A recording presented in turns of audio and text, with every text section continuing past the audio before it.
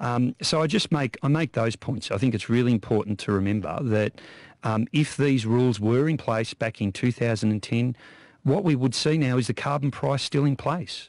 We would see a progressive Senate with the Greens and Labor having a majority voice, and we'd actually continue to have a carbon price in this country. It was this Senate that undid that.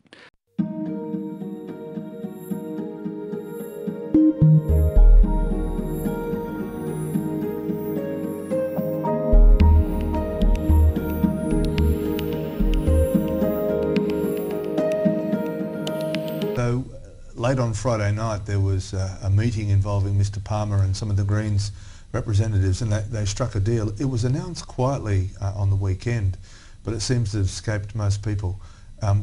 What they've announced is that the Greens and Palmer's United Party, the PUP, will do a preference deal both in the Senate and in some lower house seats.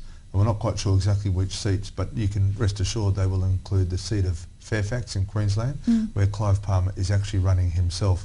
And I would have thought that Mr Palmer has little chance of being elected, but this preference deal with the Greens could help him beat the Liberal National Party candidate who is running.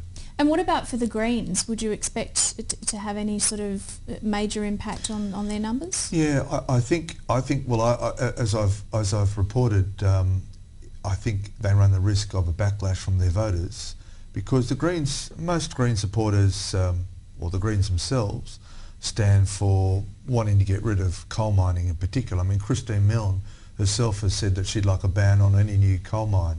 Well, last time I looked, Clive Palmer was one of our major mining magnates, and he has interests in coal mining in Australia and with China, which are reaching into the billions of dollars.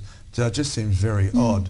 I think what this is designed to do is to help Sarah Hanson-Young, the South Australian senator, who's up for re-election this time, and she is really struggling to win her seat. Her main competition looks like it will come from Nick Xenophon.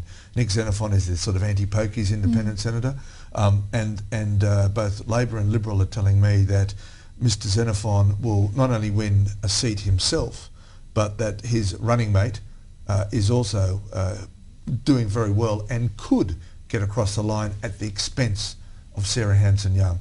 So you're going to see all these preference deals being done around the place to try and get, you know, minor parties and various others elected to the Senate, to the House of Reps. This looks like it's designed to try and get Hanson-Young across the line. It is interesting though that it looks like the Greens have been willing to sort of put their philosophical beliefs aside for this one in a week where you've seen the opposition come out very strongly saying that they will put the Greens last. And calling that a philosophical decision, that they, you know, they're happier to have to give the ALP a better shot than the Greens, because you know that they think that the Greens are further to the left and they don't agree with their ideals. Yeah, that's right.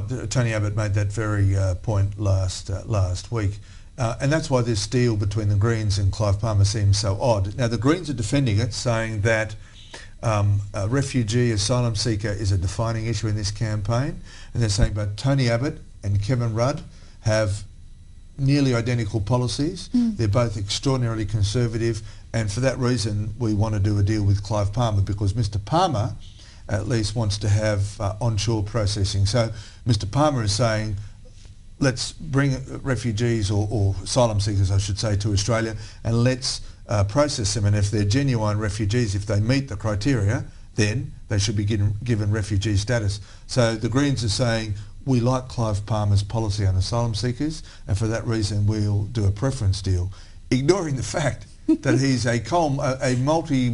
supposedly a multi-billion-dollar mining magnate, which of course is anathema to the Greens. Yes, indeed. Steve Lewis, thank you. Strange days indeed. Thank you.